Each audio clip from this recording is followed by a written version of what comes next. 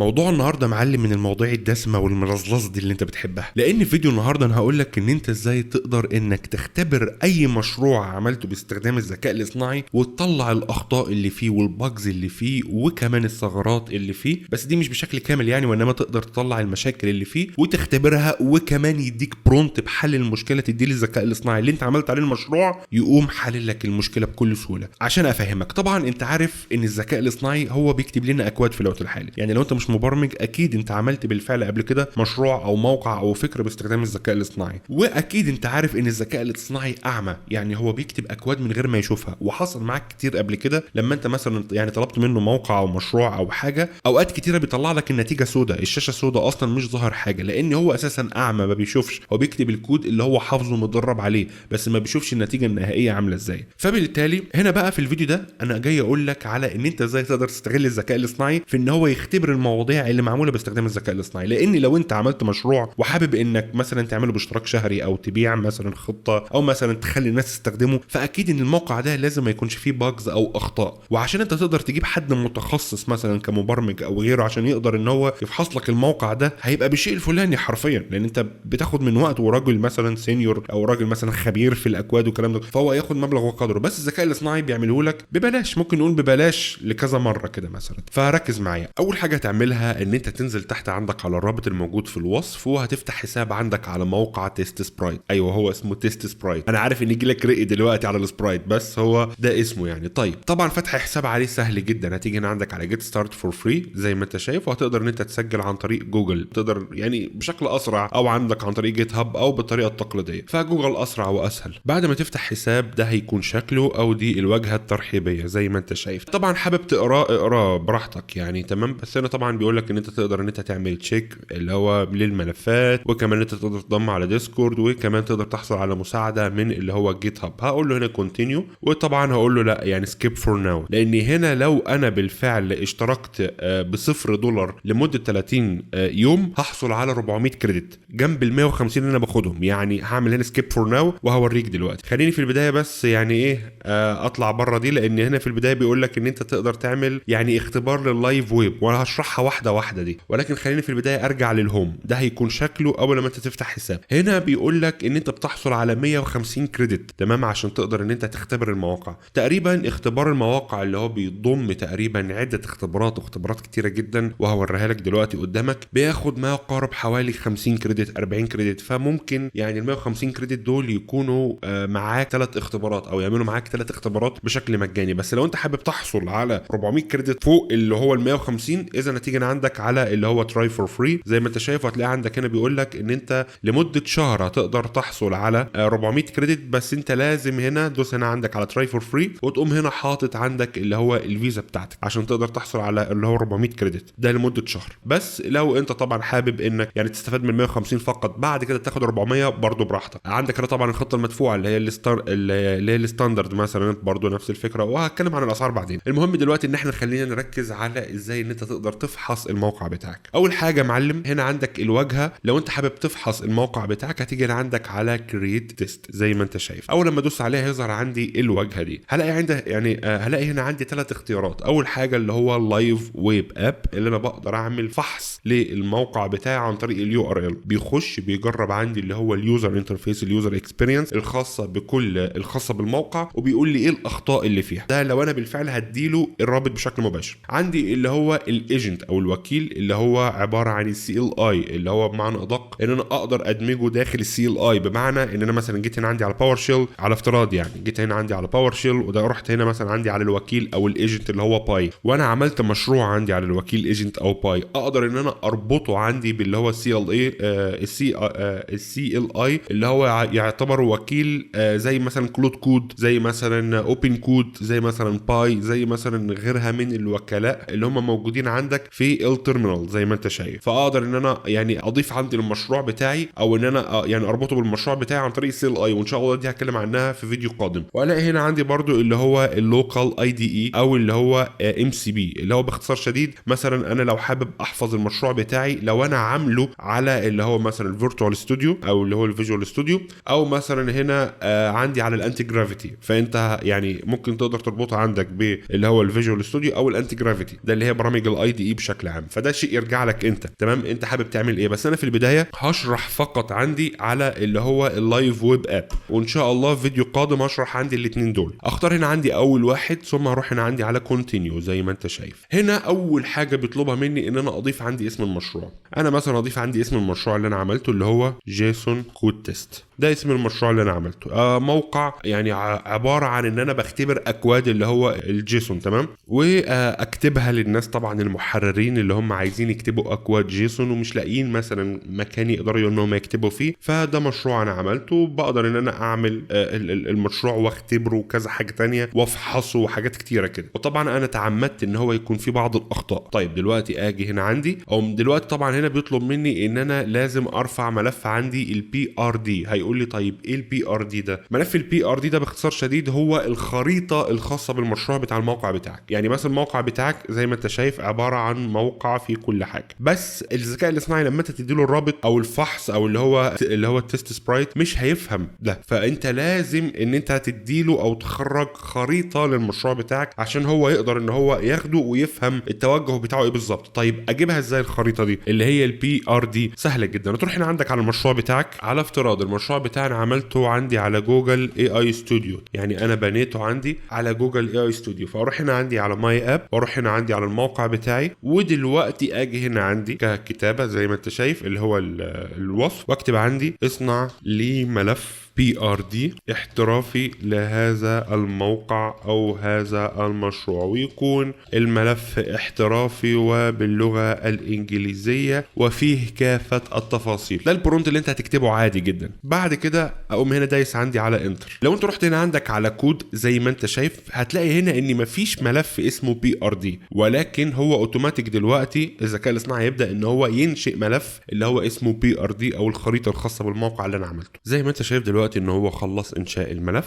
فدلوقتي اهو ده الخريطه الخاصه بالموقع، وده اللي تيست سبرايت عايزه. فاجي هنا عندي على اللي هو البي ار دي، اقوم دايس هنا عندي على الثلاث نقط دول، اقوم دايس هنا عندي على داونلود بحيث ان انا اقدر احمله، تمام، احفظه هنا عندي بالشكل ده، ثم سيف. اقدر حتى احذف ده عشان بس ما يحصلش خلط. ودلوقتي اروح هنا عندي على داونلود ثم سيف، هيتحمل عندي، تمام، حوالي 10 كيلو بايت. طب فدلوقتي اروح هنا بقى عندي على اللي هو تيست سبرايت، ارفع الملف. هنا بيقدر ان هو يرفع معاك لحد 20 ميجا، فبراحتك يا معلم. هرفع دلوقتي عندي الملف اللي هو البي ار دي، ثم هلاقيه عندي اللي هو بالشكل ده. اقوم دايس عندي على نيكست، وهنا دلوقتي يبدا ان هو يفحص الخريطه الخاصه بالموقع، يفهم الفكره بتاعت الموقع عباره عن ايه، وكمان يدرسها والكلام ده كله، وهيظهر عندك بالشكل اللي هيظهر دي دلوقتي زي ما انت شايف. ده الخريطه الخاصه بالموقع. فهنا الجميل فيه ان انا مش فقط ان انا اكون متفرج، لا كمان اقدر اضيف عليه بعض الحاجات. يعني بمعنى ان انا مثلا هنا اجي اعدل على الاسم لو انا مش عايزه، اجي مثلا اضيف جزء اخر انا حابب ان هو يراجعه، اقدر اضيف مثلا شيء اخر، وهكذا. اقدر اضيف مثلا حاجات هو كان يعني اكتبها واعملها اعدل عليها. فاقدر ان انا حرفيا يكون عندي الحريه في الخريطه اللي هو انشاتها بيه. فده شيء يرجع لك انت. بعد ما خلصت وبعد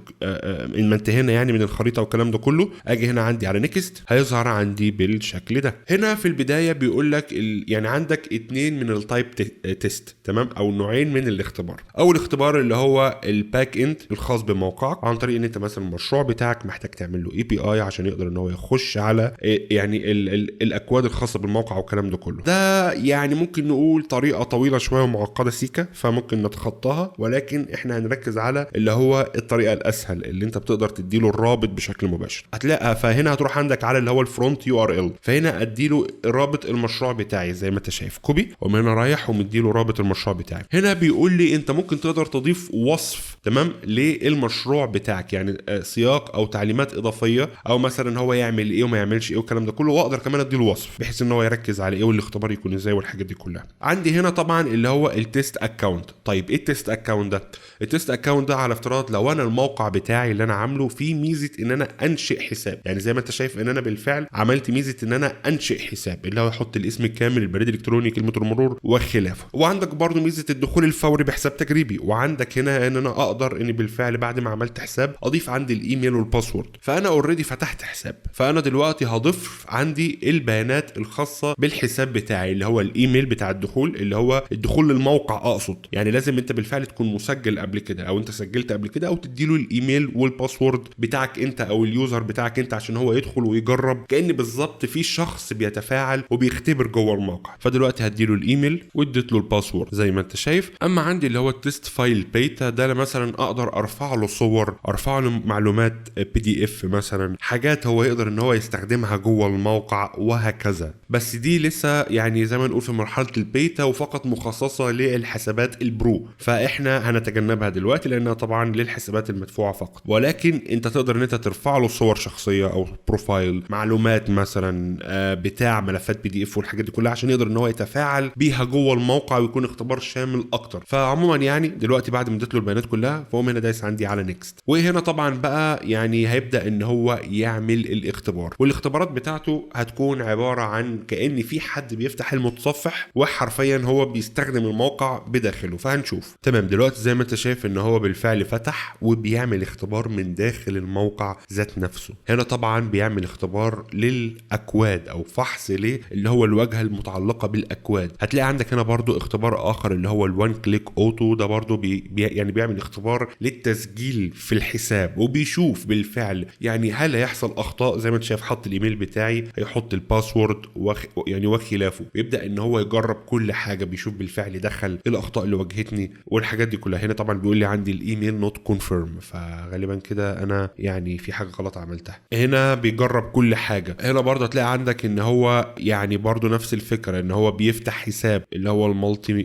موديل. عندنا بيجرب كذا اختبار اخر، تمام، وبيشوف صحه كل واحد. اهو زي ما انت شايف اللي هو حسابي هنا دخل اهو زي ما انت شايف. فهنا بالفعل دخل حسابي اللي هو كريزي نت وعبد اللطيف اسمي اللي انا بالفعل فتحته. وانا بيعمل اختبارات اخرى زي ما انت شايف بالفيديو، كانه هو بالظبط فاتح متصفح وبيجرب الاختبار وبيجرب كل حاجه عشان يفهم الموقع ماشي ازاي ويشوف ايه الاخطاء اللي فيه. بعد كده هيقول لنا المشاكل. بعد ما خلص ده هيكون شكله، هتلاقي عندك كل العلامات صح. هنا مثلا عندي اول حاجه، طبعا لو في حاجه صعبه عليك تقدر ان انت تختار هنا اللغه العربيه وتترجم للغه العربيه. هنا مثلا بيقول لك محرك اكواد الذكي، طبعا ده اللي هو اسم الموقع بتاعي او الوظيفه بتاعت الموقع بتاعي. هنا بيقول لك غير مكتمل، لم تصل اي من الحالات الاستخدام الى اشاره النجاح الخاصه بها.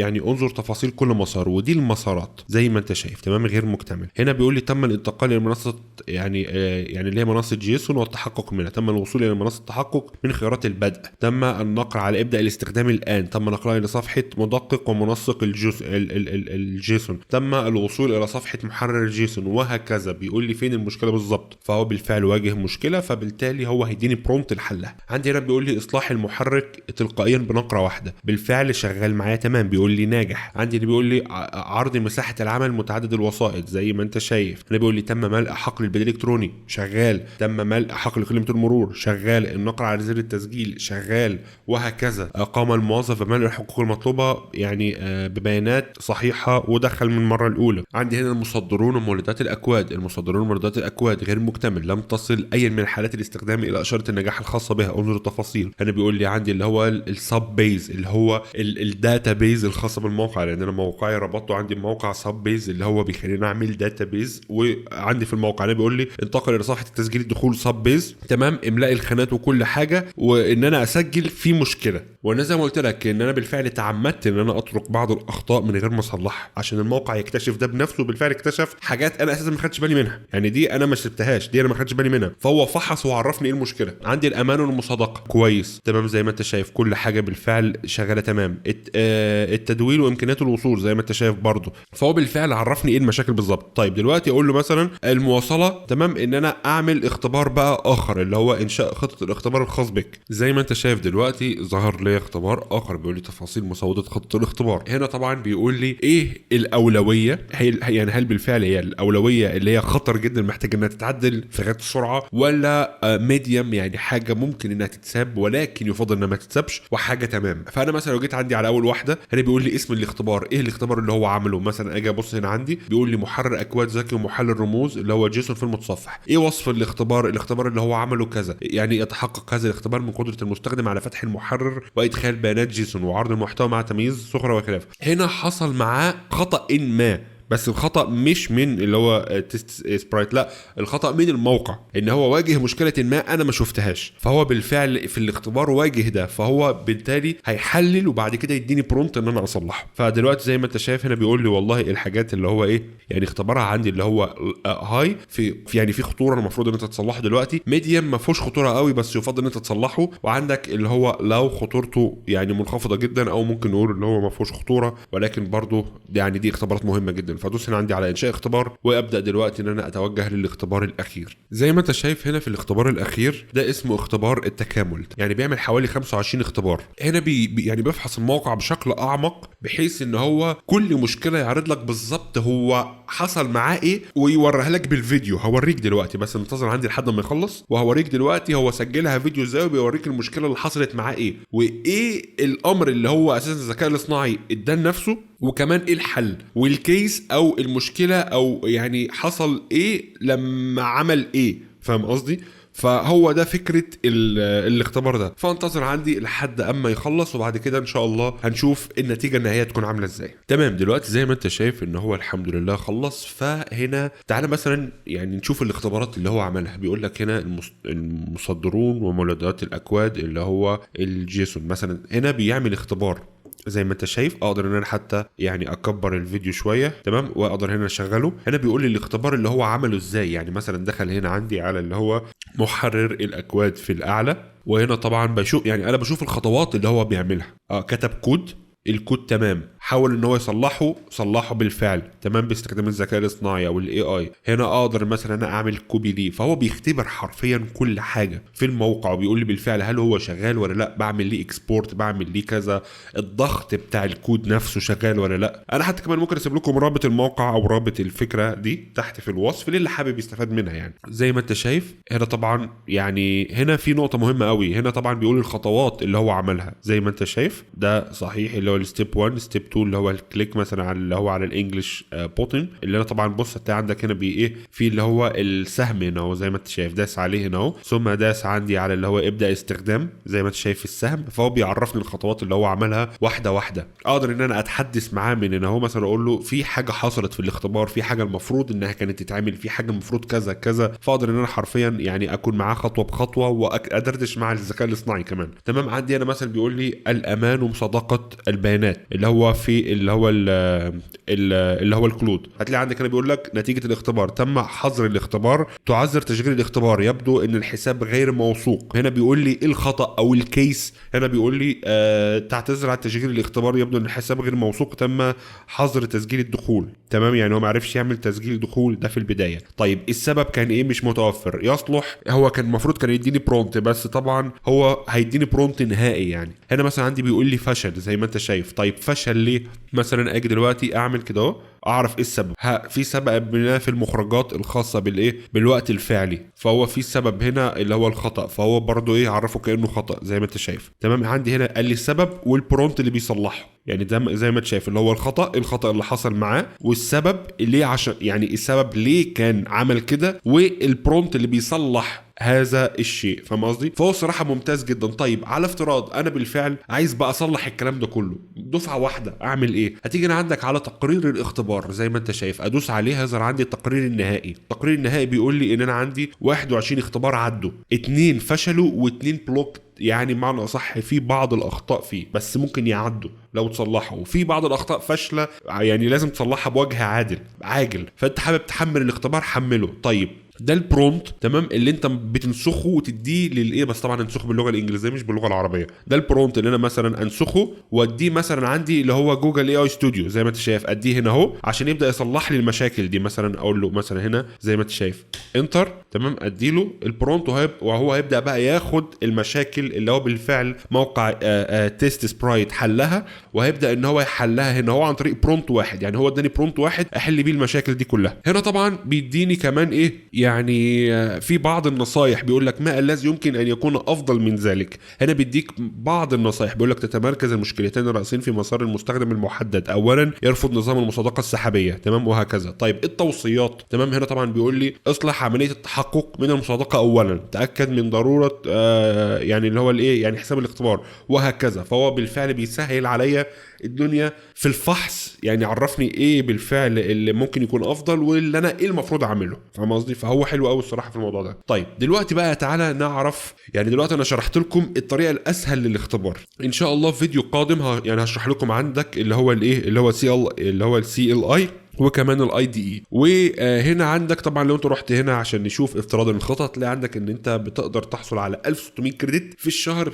يعني ب $70. فبالتالي لو انت شخص من اصحاب المشاريع الضخمه، طبعا ده في الشهر، لو انت حابب تدفع في السنه هيبقى اوفر بالنسبه لك زي ما انت شايف $45، وانا بيقول لك ريكومندد يعني موصي به. تمام. طيب فباختصار شديد انا اقدر تمام او انا اقدر اني اختبر المشاريع بتاعتي اللي انا بعملها واللي انا هديها للناس عشان تستخدمها بشتى الطرق، بحيث ان انا بالفعل اخرج مشروع للناس كل الثغرات اللي فيه مقفوله، كل المشاكل اللي فيه محلوله، وتبقى حاجه بالفعل قويه من المره الاولى. فاهم قصدي؟ ده فكره الموقع اللي بيعمله لك، بدل ما انت مثلا تجيب يعني شخص خبير في ان هو يحل لك المشاكل دي، لا هو بيحلها لك بالظبط كانه خبير برمجه. فاهم قصدي؟ واوفر بكتير كمان. فده كان الفيديو، اتمنى يكون الفيديو عجبكم واستفدتوا منه. هسيب لكم ان شاء الله الرابط تحت في الوصف، ارجع له وشوفوا وجربوا. زي ما قلت لك بيديك هنا 150 كريدت في الشهر مجانا، فانت تقدر انت تستخدمه وتجربه، يعني عندك 3 اختبارات في الشهر، فشوف وجرب وان شاء الله الفيديو يفيدك. واشوفك على خير باذن الله فيديو جديد، ومع السلامه.